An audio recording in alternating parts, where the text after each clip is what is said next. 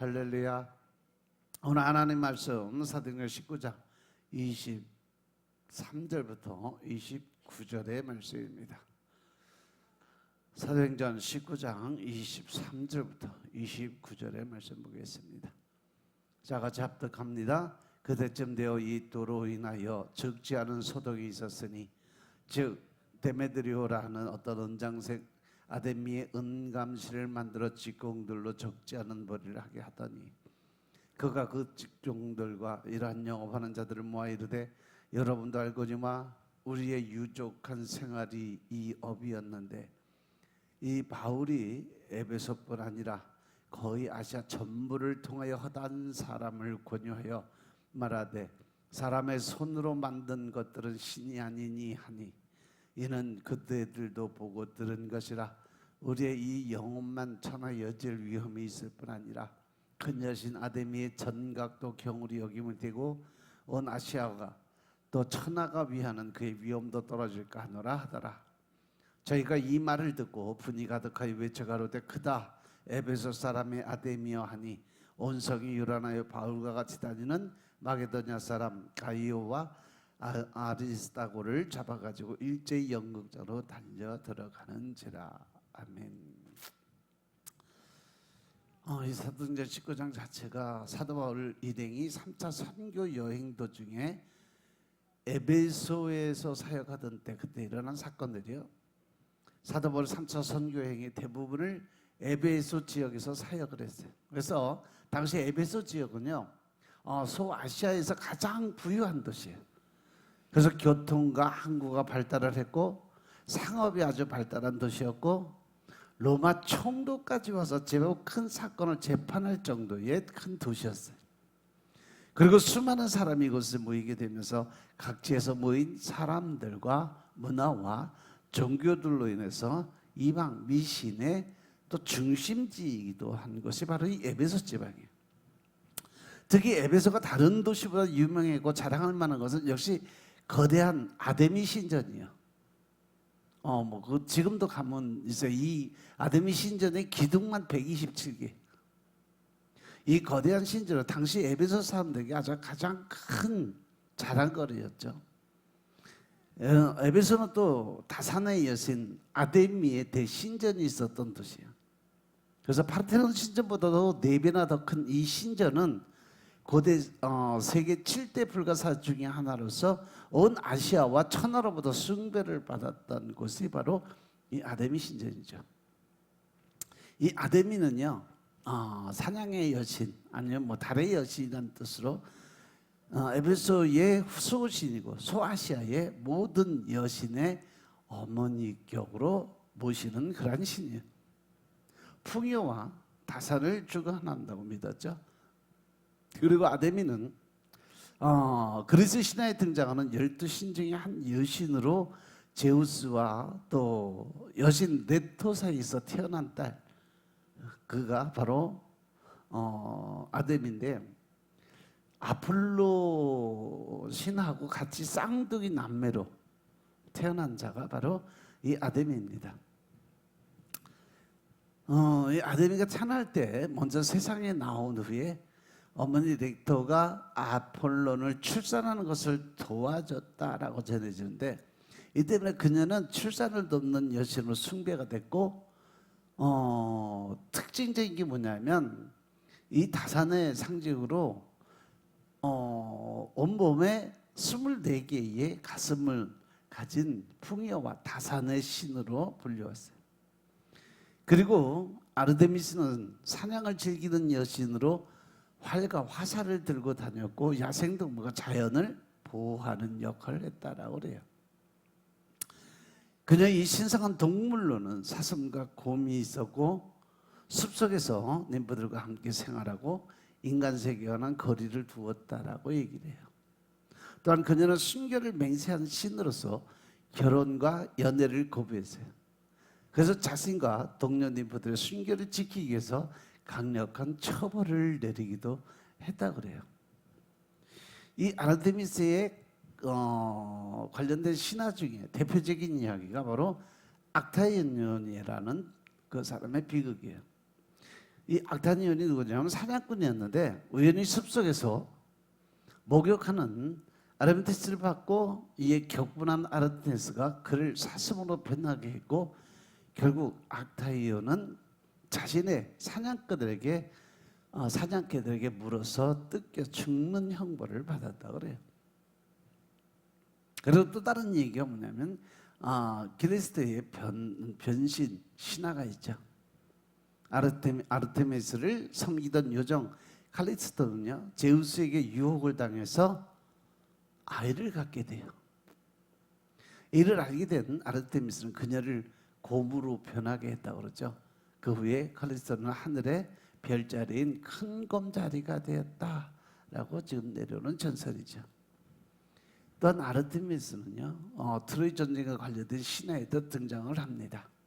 그리스 군대의 지도자인 아가멤논이 그녀에게 불경한 행동을 하니까 아르테미스가 바람을 멈춰서 그들의 그 항해 배를 타고 가는데 전쟁을 하러 배를 타고 가는데 바람을 멈추게 해서 그 항해를 멈춰버렸어요.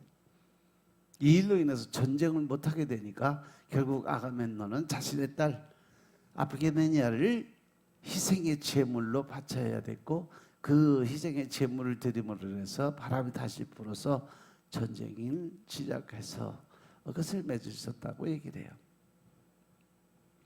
그리고 이제 그녀가 시간이 지나면서 달의 여신으로 숭배됐고 로마 신화에서는 다이아나라는 이름으로 알려졌어요. 주요 숭배지가 에베소와 델로스, 스파르타 등이 있고 특히 에베소에는 그녀를 기리는 아주 거대한 신전이 세워졌어요. 그리고 아르테미스의 상징물로는 활과 화살, 달, 사슴, 올빼미 이런 시프레스 나무 등이 있죠.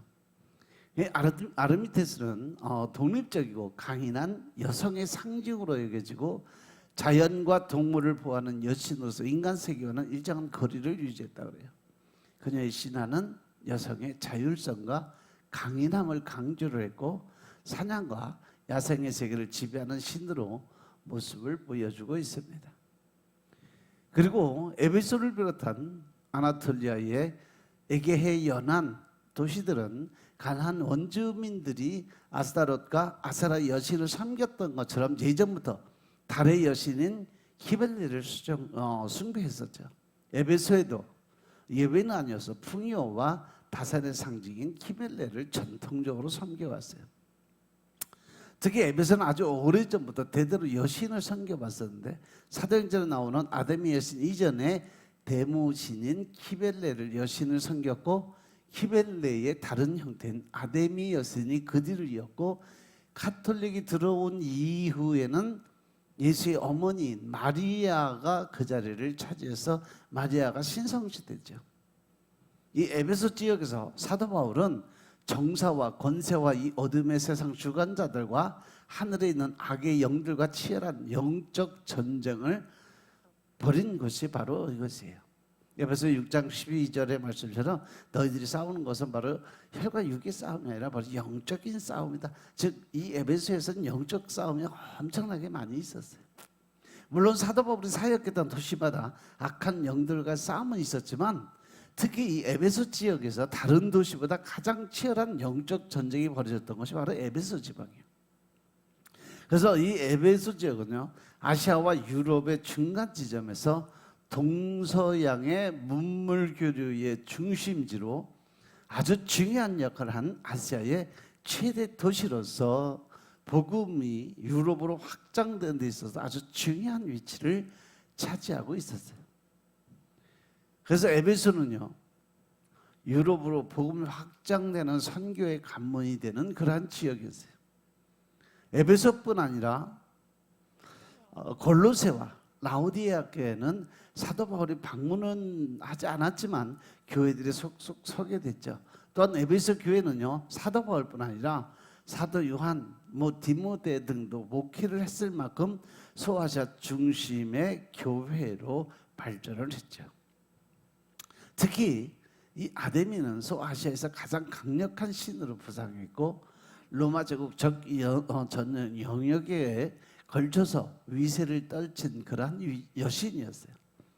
에베소 시민들은 아데미 여신을 크다. 에베소 사람의 아데미어라고 28절 본문의 말씀에도 나와 있는 것은 이 표현은 34절에서 다시 한번 등장을 하게 되죠. 에베소 사람들에게 아데미 여신은 하늘에서 내려온 존재로 인식이 되어 있어요.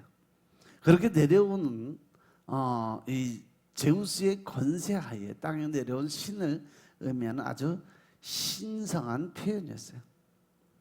결국 아데미 신전은 에베소인들을 수호하는 한 여신을 위한 신전이기도 했지만 동시에 로마 제국을 위한 그러한 신전이기도 해요.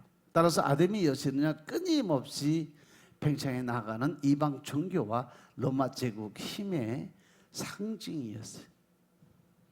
이런 맥락에서 볼 때 19장의 소동은 팽창하던 두 영적 세력의 대결이고 더 나아가서 다른 두 세계관의 충돌이기도 했습니다. 결국 에베소는요, 두 거대한 힘의 충돌 장소가 됐어요. 아담의 여신과 초기 기독교 모두 당시 끊임없이 팽창하던 두 세력이었기 때문에 그렇죠. 이러한 상황에서 사도 바울은 에베소 지역에 선교를 하면서 에베소 6장 10절부터 17절의 말씀을 보시면 아담의 신전 등 우상 숭배를 척결해서 이 모든 것을 이겨내고 교회와 성도들이 영적인 전쟁에서 승리하기 위해서 성도로서의 전신갑주, 복음의 전신갑주를 입고 영적 무장이 되어야 한다는 것을 아주 강조한 것이 바로 에베소서 6장 10절부터 17절의 말씀입니다. 그리고 요한계시록 16장에는요 아마겟돈 전쟁에 대해서 기록을 하고 있죠. 이 아마겟돈은 무기토라는 언덕이라는 뜻인데 이 무기토가 어디냐면 갈멜살 부근의 무기토 평원에 자리한 군사적 요청지예요. 그래서 구약시대 때부터 전투가 빈발했던 것이 바로 이 무기토죠. 이러한 이유로 종말론자들은 아마겟돈 전쟁이 예수님의 재림 직전에 마귀의 군대와 주님의 군대 간에 벌어질 인류 최후의 전쟁터라고 이야기들을 흔히 많이 해요. 그런데 아마겟돈 전쟁은 주님이 재림하시는 날에 있을 최종적인 승리인 동시에 성도들의 삶에 끊임없이 일어나는 영적 전쟁을 가리킨다는 거죠. 꼭 마지막 때 주님의 재림의 나팔이 불어서 일어나는 전쟁이 아니라 우리가 실생활하면서 지금 이 순간에도 우리는 늘 영적 전쟁을 하고 있어요. 바로 이것이 바로 무기토의 전쟁이다라고 이야기할 수 있다는 얘기죠. 다시 말해서 성도들이 이 땅에 살아가는 동안 반드시 승리해야 될 영적인 전쟁으로서 주님이 다시 오실 때까지 그때가 가까울수록 더욱 거세질 것이고 결국에는 최후의 심판으로 끝나게 되는 것이 바로 이 아마겟돈 전쟁, 즉 무기토의 전쟁이라고 흔히들 이야기를 합니다. 이 소요 사태는요 에베소에서 사도 바울이 이권단체와 충돌한 사건이었어요. 이는 당시 가장 위세를 떨치던 아데미 여신 숭배와 여신 숭배로 인해서 경제적으로 큰 이익을 누리던 에베소 시민들이 사도 바울을 공격하는 이러한 사건이죠. 에베소의 이권단체는 아데미 여신 숭배자들의 조합으로서 당시 이들의 영향력은 대단히 컸어요. 그래서 에베소는 이방 종교의 총본산이고 수많은 순례자가 끊임없이 이것을 방문을 했고 에베소 사람들은 신전을 중심으로 경제 생활을 이루어갔던 그러한 때였어요. 이들의 근간을 형성하는 은장색 조합의 영향력은 에베소에서 가장 크게 자리를 차지하고 있었죠. 그 중에 데메드리오는 은장색 조합의 우두머리에 해당하는 인물이었어요. 결국 이 모든 소동의 근원에는 그들이 떠받드는 여신에 대한 숭배보다는요 현실적인 문제가 뭐냐? 바로 자기들이 먹고 사는데 타격을 받으니까 그 욕심 때문에 결국은 자기 감추는 그러한 속을 드러내는 그러한 모습이죠. 사도 바울은 사람의 손으로 만든 것들은 신이 아니라고 선포함으로써 에베소 시민들이 아데미의 근거에서 구축해온 기존 질서와 기득권을 한순간에 무너뜨리는 그러한 사건을 일으켰어요. 그가 일으킨 이 소동이 혼란을 이야기했고 결국 하나의 거대한 소요가 되었는데, 특히 로마인 시청 그 서기관의 시각에서 그 소요 사태를 향해서 소요라고 표현하는 이 단어는 하나의 소동을 로마 제국의 정치적 입장에서 해석한 것이라고 볼 수 있죠. 이런 와중에도 특별히 이 소요 사건의 주동 인물, 소요를 일으키고 사람들을 거치게 흥분시켰던 주동자 데메드리오는요, 사도 바울을 뺀 나머지 두 명의 일행과 직접적으로 마주치게 되죠. 그 중에 한 명이 가요라는 인물이었는데 이 둘은 단순히 스쳐가는 그런 사소한 만남이 아니었어요.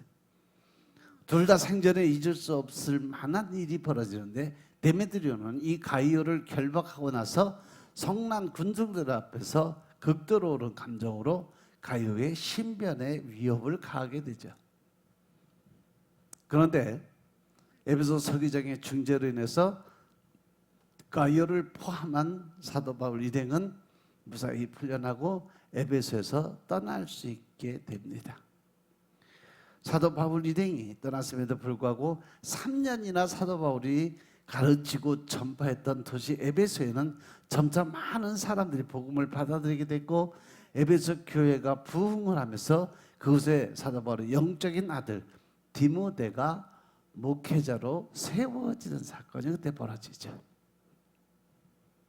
그런데 에베소 교회 안에서 세속적인 문화가 점차 침투하기 시작했고, 또 이곳 저곳으로부터 들어오기 시작한 거짓 교리 그리고 가르침으로 해서 교회는 영적으로 아주 심각한 위기에 처하게 돼서 디모데는 예루살렘에 있던 사도 요한에게 도움을 요청하게 됩니다. 그때부터 사도 요한은 중간에 잠시 밤모섬으로 유배 갔던 것을 제외하고는 평생 이 에베소 지방에서 사역하고 또 에베소 교회에서 마지막을 맞이하는, 그래서 에베소 교회 에베소에서 묻히는 그러한 사역을 하게 되죠.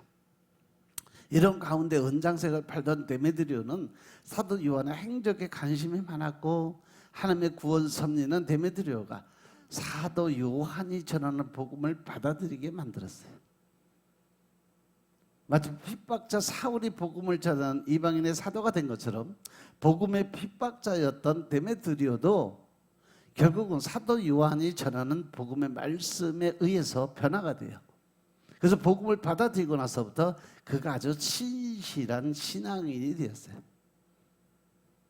그래서 그는 아주 평범한 신앙인을 넘어서 에베소에서 사역했던 사도 요한의 충성스러운 제자가 되었고, 이는 요한 3세의 전달자였다는 사실을 통해 알 수가 있죠.